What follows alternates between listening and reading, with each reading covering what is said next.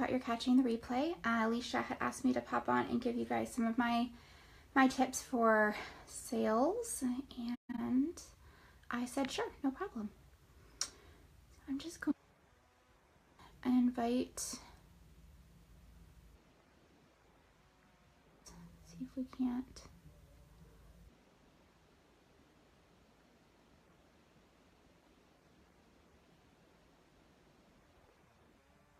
Hop on, shoot me a comment or an emoji so I can make sure I can see those.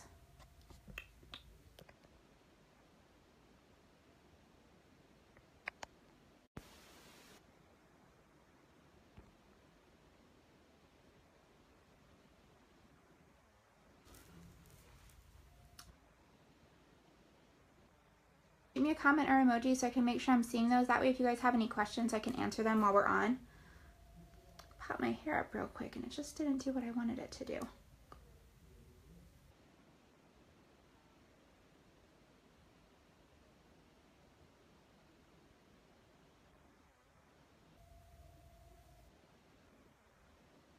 Hi guys.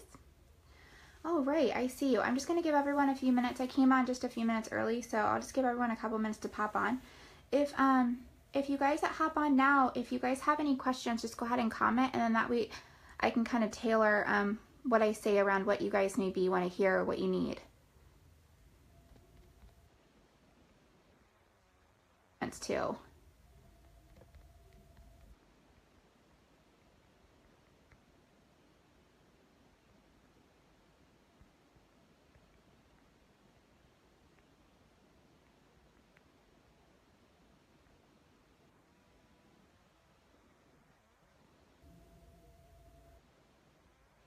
Letting me pin it because I don't think it's letting me pin it because I am not an admin in the group. That's okay. That's all right.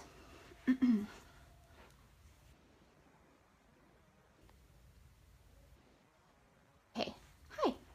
Just making sure I could still see comments. All right, guys. I'm just gonna give everyone a couple more minutes just to hop on. Just because we said 12 o'clock, and so I think a couple minutes early.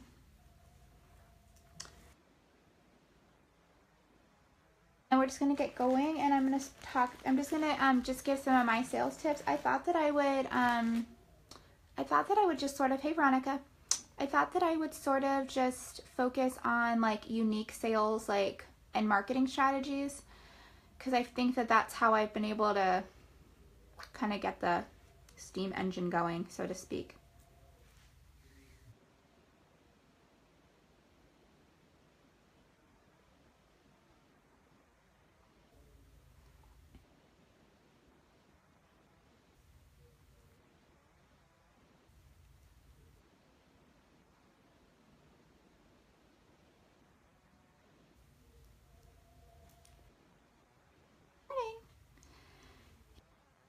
Morning. I know it's morning for some of you guys. Hey Krista. Hey Kinsley. Megan.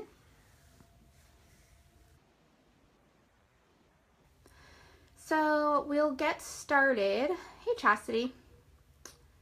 And then, okay, so if you have any questions or like if you've been having any like struggles with like a particular area in selling, if you want to just comment, if I have anything that I think I can add to it, then I will, hopefully. But I thought it would be like most useful to just give you guys like some of like my, it's actually in Austin.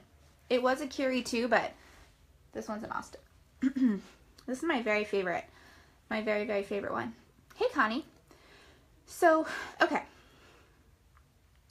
This is what I think makes a really big difference. It doesn't actually really even matter like what your sales platform is. Like it doesn't matter like what like your preferred platform is. It just this will help like no matter what you do. So what I think is really helpful is to be like really creative and think outside the box when it comes to like marketing strategies. Meaning like Tunic Tuesday, Sip and Shop, like cute little names for your sales, like red, white, and blue, the black and white, things like that, that will like give your customers a theme, and then also be like a little bit like catchy to get them to like remember what's going on. Also being really consistent with those. So like if you have like, somebody did like a Twirl It Tuesday or something. So it was like any like twirly dress she did on Tuesdays. If you do something like that and then you see that it kind of gets some traction, like do it every Tuesday. You can do these things with like themes. I haven't seen a ton of reps like really utilizing Facebook hostesses like a ton and like doing themes with those. But that's something that in other companies, I've seen other companies do that really well, where like they have hostess themes. So it'll be like Margarita Monday or whatever. Adding a theme into it can help you sort of get creative content together. So like now you have like a theme for your whole party or a theme for your whole sale. So like leading up to it, you can do like a little sneak peek and everyone can have like a little like margarita glass in it. You could do like a game where it could be like, you know, tell us your favorite margarita recipe or something like that. So it kind of gives you like something to have like unique content all the time so that you're not always feeling like you're recycling the same old thing. Because the one thing that like doesn't work is if you see a rep doing something and like a lot of times you'll see the same exact like thing, the same meme, the same game, the same contest, like just get recycled over and over and over again, and it's just not effective because the customers are seeing it in their news feeds a bunch, so it just doesn't translate. So if you can find some cute little themes that sort of, especially like if you're looking to move like a particular item, if you can figure out like a cute little theme that kind of goes along with that piece and like run it for like 2 weeks, like just do like a 2-week like, you know, a 2-week sort of like special, not meaning that you're doing any sort of like promos or anything like that, but just that special meaning that you're just having like a themed week. Hey Heather. That can really help to drive and motivate people to purchase because it's just fun. Like keeping it really fun and light is always going to be helpful. The thing that will help with that too is to just always be looking for strategies to get new, hey Amanda, to get new eyes onto your product. So I know there's lots of different strategies for doing this, but hostesses are definitely a great one. Hey Boo. Your in-person market, if you can access that market, that's a great one. Either vendor events, or I started doing, this Friday is the first time I'm ever doing like an open house. So I'm going to start doing them the first Friday of every month because I want my in-person shoppers to get used to like being able to just come over every Friday after work and shop my inventory. So being consistent and then also having a theme. So for like my Friday nights, I'm doing like a ladies night out. So I'm sticking like a movie on in the movie room. Hey, Christy. And just having like snacks and drinks and a few other things. That way it's kind of like an incentive for them to come over. Doing like a monthly like muffins, like moms and muffins kind of thing where like you invite mommies over for like a mommy play date. And then you have your inventory set up so they can shop if they want to. They can just hang out with their kids and like you have like a few little refreshments, a couple little drinks is a great idea. But you want to try to find ways to get people like brand new people in front of your inventory, because if your only way of getting new people in front of your inventory are the buy sell trade pages are great if you utilize like local ones, like local mommy group buy sell trade pages or local like yard sale buy sell trade pages, or just like local mommy groups. Like those are great ways to get new people in front of your inventory. But if your only new ways for getting new people in front of your inventory have to do with customers that already know about Agnes and Dora, it won't be as effective. The best customers are going to be customers that you're introducing to the brand yourself.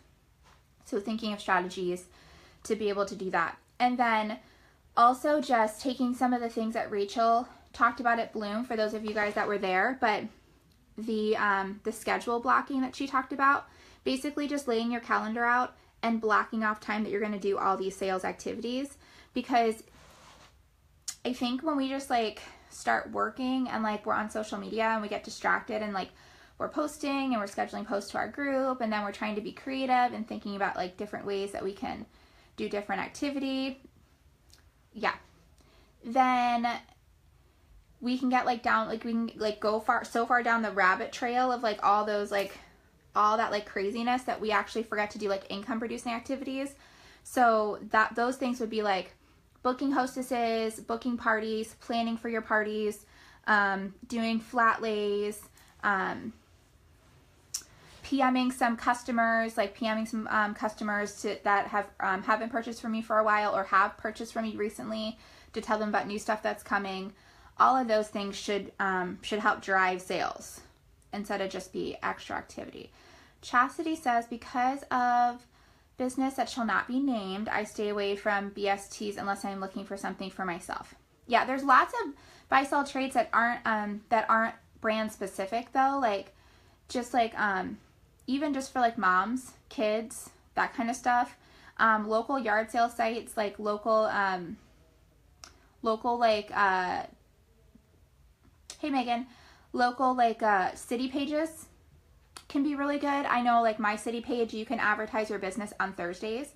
So that's a good place to do it. And a lot of times the local ladies are going to be the people that help carry you through like slower months. And they'll also be like a really good in for other people in the area that might not have ever found out about you.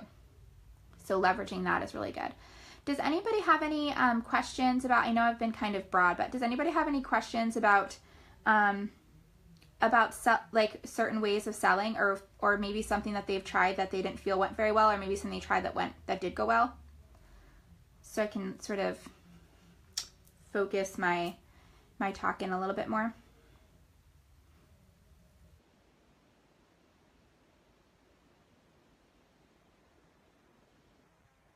And hey Shavonda.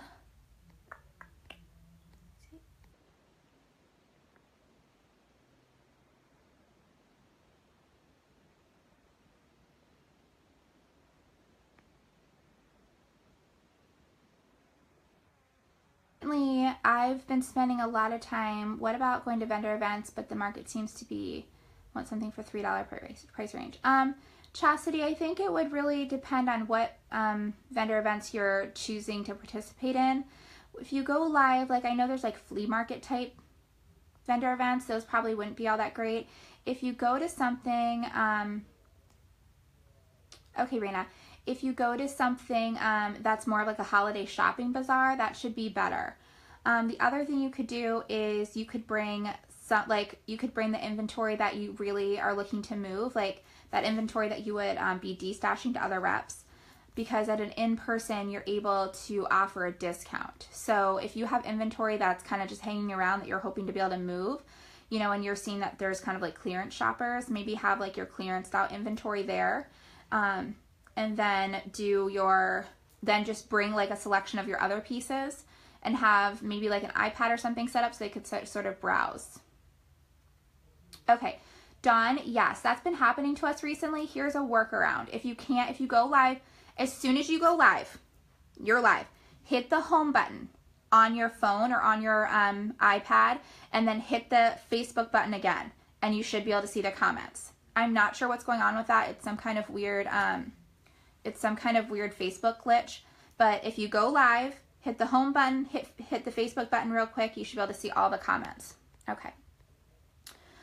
Okay, so Rena, when you go live, do you put your page as public? So nope, I never switch the status of my group. What I do is I go live I don't always go live on my business page, but when I do go live on my business page is public. When I go live on my business page, I share it into my group. So I'm getting my public market and I'm getting my closed group market at the same time. I've been set on doing online parties, but the time commitment scares the crap out of me. I don't have many hours left in the day. Andrea, here's the thing. There's a new way. I have not done a lot of hostess parties, and I haven't done a good job at the hostess parties I have done, but there's a new sort of like system, and Andrea, I put the YouTube video in Rockstar, so you can go see it if you want. But It's based off the tag teams model where they do a 30-minute live party, and you have like you set a private event for the hostess. And again, I'm doing one next week, but I haven't done one myself. So I can give you the theory behind it, but I can't tell you the results. But I believe this is how Shauna trained in Seattle. Where was that? I believe this is pretty much what Shauna does in Seattle. So you open the event a couple days to a week ahead of time. You educate all of the hostess people in an event that you create, such just for people.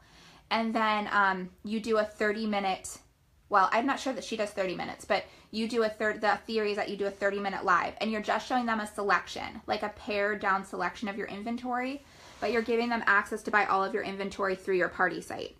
The theory behind it is that if you educate them in your group, it's going to kind of be annoying to the people that are already in your group and like they already educated on Agnes and Dora. And some people don't like to be added to groups, so this is a way to just get them added to the event.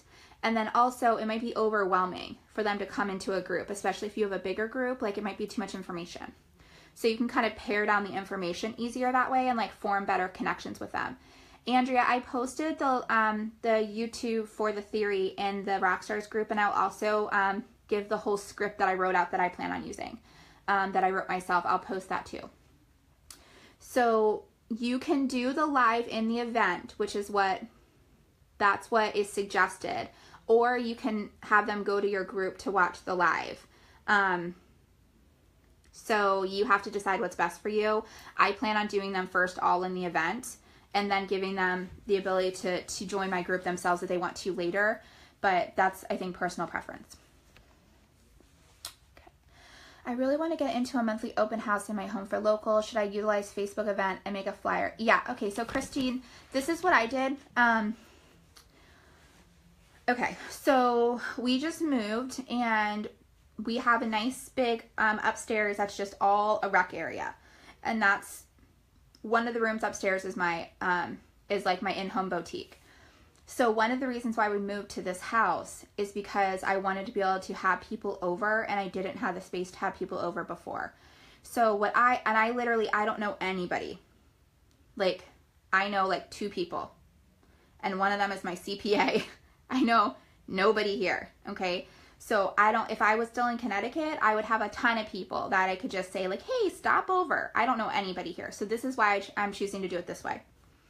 So I decided I'm going to start doing the first Friday of every month, like an open, like ladies night out kind of thing. 7 to 9, like anyone's welcome kind of thing. And I personally invited a couple other vendors that are like not competing, like Lip Sense and 31, and like my cleaning lady who owns like a cleaning company, like she's coming over to hand out business cards. That way all of those people can invite people, so we can all network with each other's people. And it's also not like, hey, come over and buy my stuff, because I literally don't know anybody. Like, I don't know anybody well enough to say like, hey, come over and buy my stuff yet. So maybe once I do, maybe I'll change the format, but until I kind of like get a group of people that actually show up every month, like I felt like that was a good way to do it. I have an area in my house where I can play movies. So I'm going to have just like a girls movie night on, and I'm going to provide snacks and stuff. So they literally can just pop over and socialize. It's not like, I feel like it's a lot of, for me, because of my group of people, I feel like it's a lot of pressure to say like, oh, come over and buy all of my inventory. So for me, it felt low pressure to do it that way. I did a Facebook event. I shared it in a mom's group that I'm in. Like a county-wide moms page that I'm in. There's like a county-wide like Boss Babes, like network marketing type of board that I'm in, and then like the local city page that I'm in, I shared it there. And then I asked the couple of girls that I asked to come over, I asked if they'd also share it, and they did. And I'll tell you, I mean, I had a couple people on the city page, and they're like, oh, I bet I'm about to hear about an opportunity, which I was like, it's kind of disappointing that that's what people like, when they hear like, hey, come over to my house for a ladies night and like do some shopping if you want, like that's what they hear in their head, is like they're gonna get sat down for this like big opportunity speech. So that was kind of disappointing. But I did have like 5 women PM me, and they're like, hey, I'd love to, like I haven't really met anybody in the area, I'd love to just hang out. So that was cool. So I still got some people from that. My husband went around with just like my thank you cards and wrote the address and like the day and the time on the back of them and just handed them out to like our dentist's office and our bank, our CPA's office. I forget where else he went. I think our kids' schools. Our kids go to like 15 different schools, so like he handed them out the different schools or whatever. So we'll see who shows up. But I think it's one of those things where if you do them consistently, like you'll see the rewards from having done them consistently. It's better if you can do them the same day every month at the same time so that people know when to expect it. I've noticed if you don't update your phone, it affects the commenting. Oh yeah. Yep, all of that stuff happens. Customers claim inventory on a live. I have them say me or mine. Now, I was getting a lot of comments getting ghosted when I was doing sold, so I stopped doing that. So I have them do me or mine and the number, but I don't always have numbers. Sometimes, like, because of the, okay. So, like, this. I got the, because we can get this stuff in every size, I always buy size runs, and that's my personal suggestion, is that you always buy a size run. I've been doing it where I hold it up, I talk about it, I hang one up, and so I show it to them, and then I have them just claim me and the size that they want. So that seems to be working, and I haven't had too many issues with people telling me I'm not seeing a comment. Do you ever do live sales for just your group? Yeah, I do. Most of my live sales are only in my group. This particular week coming up, I've scheduled for most of them to all be starting on my business page. The reason for that is because I was gone for a week and a half at all the Bloom tours, and so I literally had like almost 0 sales that week, which impacts my bottom line. So I need to kind of gear back up again. But yeah, most of my sales during the week are live just in my group. My big like launch sale every week on Friday, that's the one that I start on my business page and I share in my group. Lauren, I wrote out a plan based on what I can post in mine. Perfect. Thanks, Heather.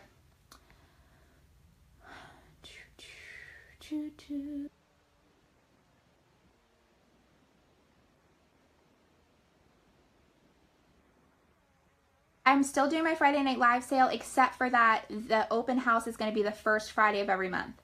So now the first Friday I won't be able to do my normal Friday night live.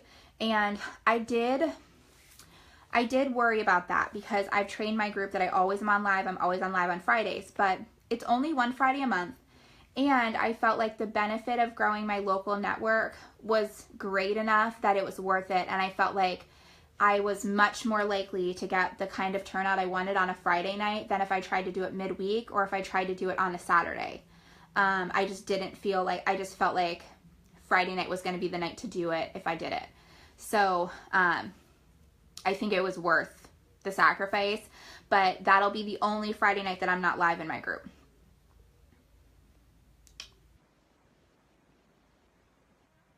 Like if I extended it out to a couple other like vendors, I felt like they would, number one, I felt like they would appreciate it because it's like a vendor event for them where they don't have to pay for a table. And I also felt like it was a good networking opportunity to like meet new people. So like maybe they know vendor events or they know people that might be interested in clothing. Never know. I just felt like it was just kind of like, I felt like it was like a goodwill kind of thing. I did do a VIP group after Rachel's training at Bloom, which I thought was amazing. This is the criteria that I did. I did $100. I have a lot of people that spend money with me. I don't have a ton of people that spend hundreds and hundreds of dollars every month. I have a lot of people that spend like between $75 and $200. So I decided to start with 100. I didn't want there to be 5 people in the group because I felt like, I mean, I want there to be enough people that it's like fun to be in there and like hang out and chit chat. So I started with 100, and I started with $100, and I ended up with 53 people that qualified for my group. So far, what I did was, not all those people are Facebook people. Some of those people just went right to my party site and bought. So instead of me trying to track them down and add them to the group, what I did is I sent them all an email. It said, hey, congrats, you made it into my November VIP group. There's going to be games and giveaways and special sneak peeks and special private live sales. Don't forget, you have to join that group. You'll be in the group all month, and then at the end of the month, it'll get cleared out for the next group. So then I gave them the link. So they have to open my email and click on it. And I felt like if they don't open my emails, like, I don't know. I don't really want to reward them as a VIP if they're not even opening my emails. So I felt like that was fair. That's what felt fair to me.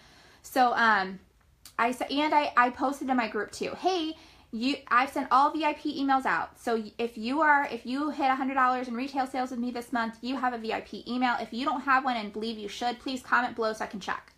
So actually I just remembered a couple people commented and I forgot to check. Anyway, okay. So I had about 32 people, I think, actually join so far, join that group. And I set it at closed. If you set it at secret, they can't see it, unfortunately.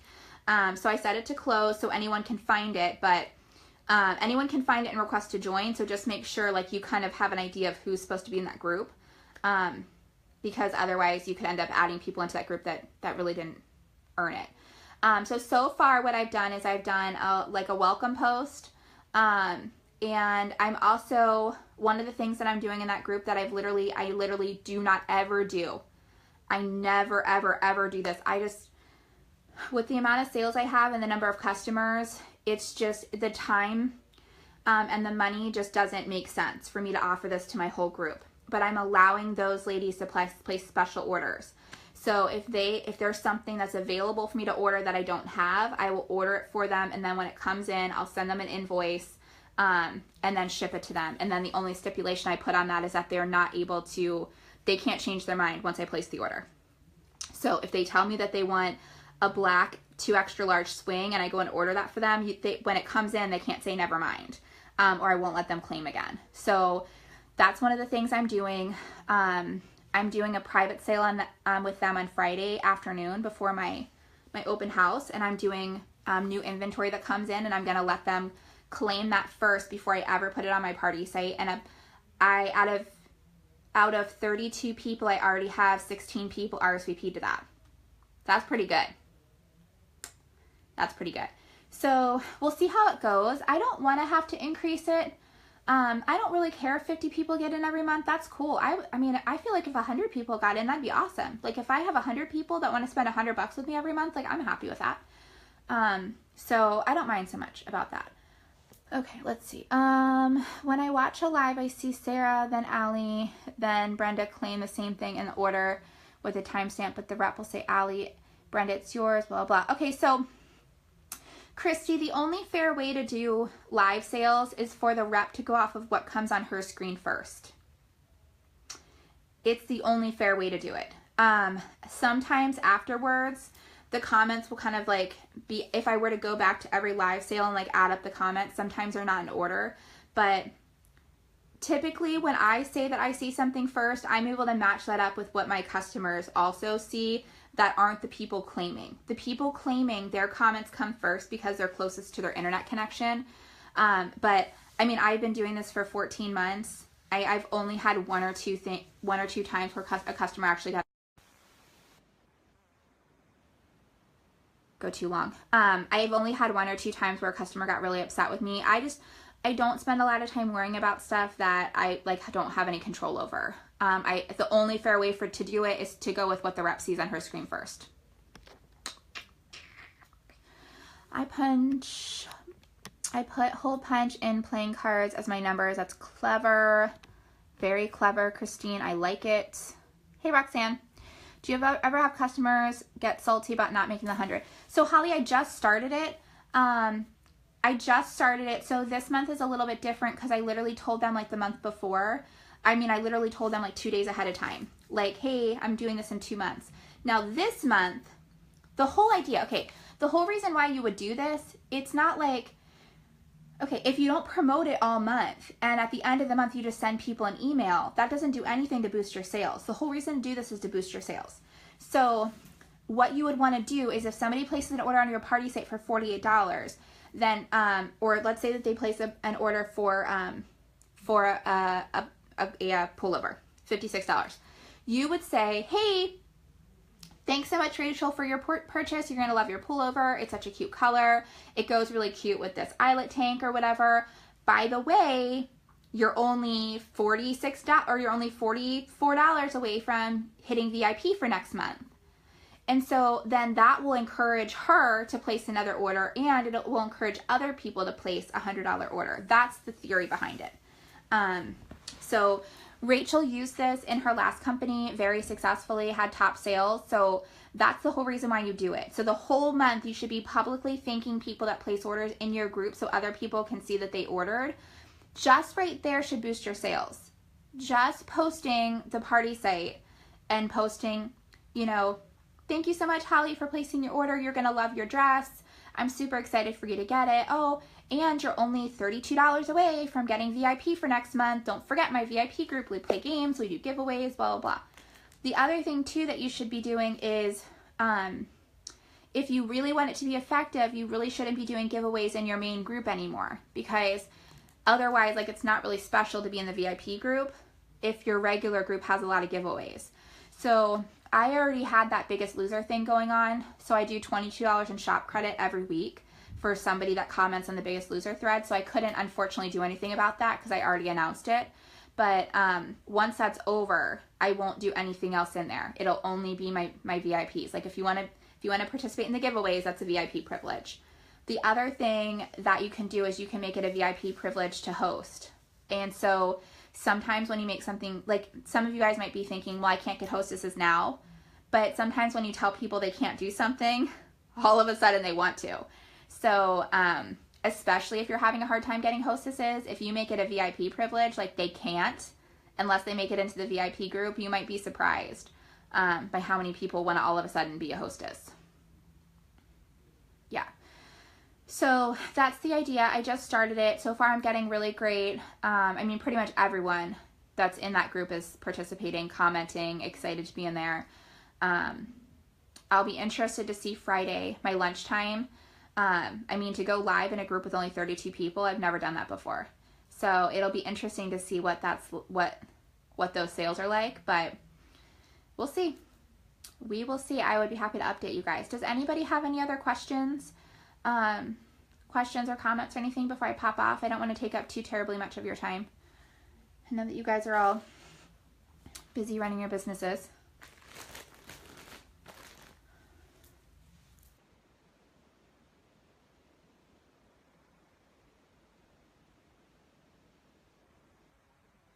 I know that some of you guys, like, the thought of hanging inventory just makes you want to, like, hyperventilate, but for me, it's the opposite. I have a really hard time selling inventory when it's not hanging. Like, I have to see it. But I was hanging up my inventory to get ready for Friday night when I have people over for the open house, and it's pretty cool to, like, to be able to have a whole rack and have it just be, like, every size and all of these colors. Like, that's something that is really unique, and like I feel like we really sometimes take for granted the fact that, like, we have so much control over inventory. Like, look at this right here. Look at that. Like, I just have all of these pieces and all of these beautiful solid colors and all these sizes, and I just felt like that's going to be such a big difference to, like, my shopper that are used to maybe shopping with a different company. For them to be able to see that kind of display. And the other side looks even better. It's like black and ivory and stripes, and I just thought that was really cool. So we need to appreciate what we have. Anyway, if nobody has any questions, I'm going to pop off and get ready. I think tonight I labeled my sale What to Wear Wednesday, and then tomorrow I think I'm doing Thrifty Thursday, which I thought was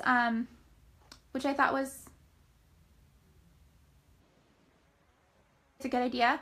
I feel like sometimes there's people that just, I mean, they're on a budget. I mean, everyone's on a budget, but I feel like, you know, there's certain women that are on a budget and they kind of steer away from live sales because maybe it's hard to find something that you can like. So I felt like if I start doing a Thrifty Thursday and do like more of my value pieces, maybe that'll become a thing and we can get some people to try some new stuff. So all right, you guys, you're welcome. Hopefully I gave you some kind of information to add value into your business, and let us know how it goes. If you have any questions, you can comment below. If you have any questions, like for me specifically, just make sure you tag me so that I see your comment, because I hate it when you guys ask me a question, I just don't see it. All right, you guys have a great day. I will catch up with you guys a little bit later. Bye, guys.